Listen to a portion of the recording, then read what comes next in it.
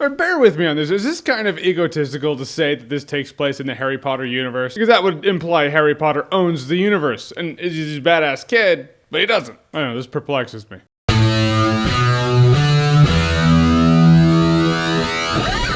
Fantastic Beasts and Where to Find Them. So Fantastic Beasts and Where to Find Them is a new adventure that takes place in the universe that Harry Potter takes place in. This takes place, I believe, it's 70 years before the events of Harry Potter, and it takes place in America. So that's different. That means new set of rules, new terminology. Instead of muggles, I call them no-maj. No magic. It makes sense. And the gist of this story is a British wizard comes to America, played by Eddie Redmayne. His name is Newt Scamander. I thought it was Newt Scamander for the longest time, so I feel like I should share with you that's not what it is. And basically, he has a briefcase that's full of these fantastic beasts, and this muggle or no-maj opens up the case, and these beasts get out, and so now they've got to find them. There's other things bobbing and weaving in there. Colin Farrell, he plays a wizard. Is he good? Is he bad? Is he kind of a dick? Point is, it's a new adventure in Harry Potter world, and the name of Harry Potter is going to sell this movie, even though it's nowhere in the title. Now, this is an enjoyable film. First of all, Eddie Redmayne's character, Newt Scamander, I liked him. I just did. There's a love that this guy has for animals and these fantastic beasts. Other people might consider them monsters, but he loves them, and he wants to understand them. He wants to nurture them back to health. He's pretty much an animal rehabilitator for magical creatures that he then sets back into the wild. He's like a zookeeper who really loves the zoo animals. And I love the no-maj, the muggle friend. I thought he was great. There was a sweetness to this pair that is something that you remember seeing in the original Harry Potter franchise. And it being a new thing, I know on one hand, you probably shouldn't compare it to the Harry Potter movies or the Harry Potter books or story.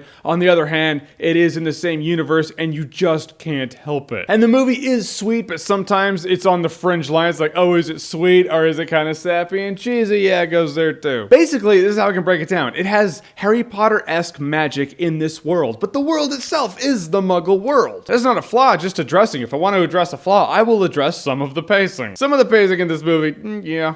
It doesn't always flow. Sometimes the movie wants to go there, and then it jumps there, and then, hey, downtime, all right. Let's get back to the Fantastic Beasts stuff.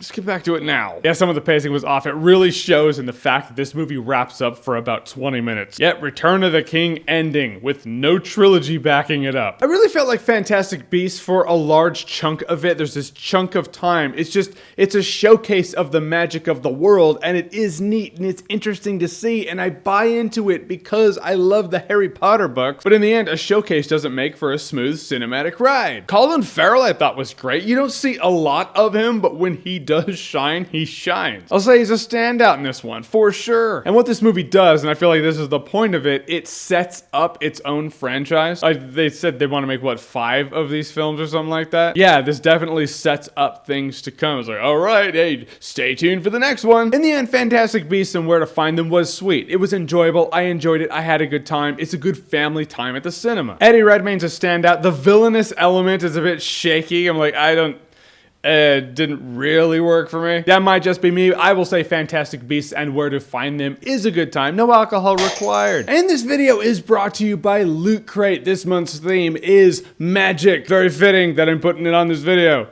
It would make sense. But you can follow the link below with promo code Jahns to save yourself 10% on November's Loot Crate. You have until the 19th to get it, otherwise you'll lose it forever, so no pressure. But time is of the essence, I'm just saying. So Fantastic Beasts and Where to Find Them, have you seen it? What did you think about it? Whatever you thought, comment below, let me know. And as always, if you like what you've seen here and you want to see more, click right here to see more.